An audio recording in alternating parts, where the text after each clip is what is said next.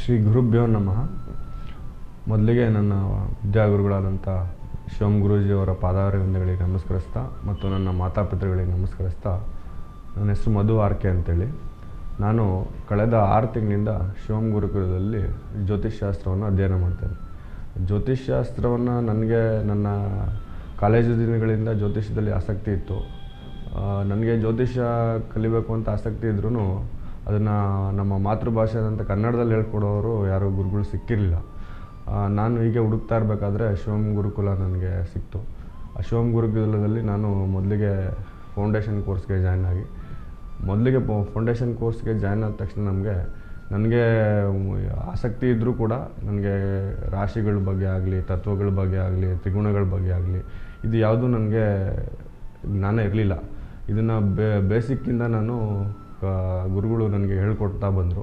ಮತ್ತು ಅದ್ರ ಜೊತೆ ನನಗೆ ಪ್ರಮುಖವಾಗಿ ನನಗೆ ತುಂಬ ಆಕರ್ಷಣೆ ಅನಿಸಿದ್ದು, ಈ ಗುರುಕುಲದಲ್ಲಿ ನಮ್ಮ ದೇಹನ ಶುದ್ಧಿ ಮಾಡಿಕೊಂಡು ಕಲಿತಾಗ ನಮಗೆ ಅದು ಬೇಗ ಜ್ಞಾನ ಅರ್ಜನೆ ಆಗುತ್ತೆ ಮತ್ತು ಅದು ದೀರ್ಘಕಾಲ ಉಳಿಯುತ್ತೆ ಅನ್ನೋದು ನನಗೆ ಮನದಟ್ಟಾಯಿತು. ಹಾಗಾಗಿ ಮೊದಲಿಗೆ ನನಗೆ ನಿದ್ದೆ ಸಮಸ್ಯೆನೇ ಇತ್ತು, ಮೊದಲು ಹೇಳಬೇಕು ಅಂತಂದರೆ. ಅಲ್ಲಿಂದ ನಾನು ಯೋಗ ನಿದ್ರೆನ ಗುರುಗಳು ಹೇಳ್ಕೊಟ್ರು, ಅದನ್ನು ಪ್ರಾಕ್ಟೀಸ್ ಮಾಡಿಕೊಂಡು ಯೋಗ ನಿದ್ರೆ ಮಾಡ್ಕೊಳ್ತಾ ಬಂದೆ. ಮತ್ತು ನಾವು ಅದಾದಮೇಲೆ ಜಪ ಮಾಡೋದು ಇರ್ಬೋದು, ಇದನ್ನೆಲ್ಲ ಹೇಳ್ಕೊಡ್ತಾ ಅಂತಂದರು. ಈಗ ನಾನು ಜ್ಯೋತಿಷ್ಯದಲ್ಲಿ ಮುಹೂರ್ತ ಮತ್ತು ನಾಡಿ ಜ್ಯೋತಿಷ್ಯವನ್ನು ಕಲಿತಾ ಇದ್ದೇನೆ.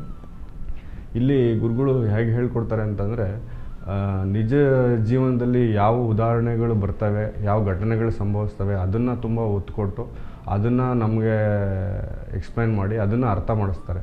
ಹಾಗಾಗಿ ನಾವು ಬೇಗ ಕಲಿತೀವಿ ಮತ್ತು ದೀರ್ಘಕಾಲ ನಮ್ಮ ಮನದಲ್ಲಿ ಉಳಿಯುತ್ತೆ.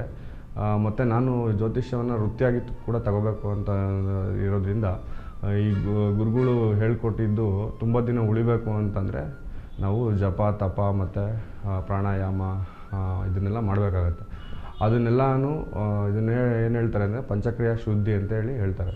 ಈ ಪಂಚಕ್ರಿಯಾ ಶುದ್ಧಿನ ನಾವು ಮಾಡೋದ್ರಿಂದ ನಮಗೆ ದೇಹ ಶುದ್ಧಿಯಾಗಿ ಯಾವುದೇ ನಾವು ಜ್ಞಾನ ಇರ್ಬೋದು ಅಥವಾ ನಾವೇನೇ ಕಾರ್ಯ ಮಾಡ್ತೀವಿ ಅದು ಬೇಗ ಯಶಸ್ಸು ಸಿಗುತ್ತೆ.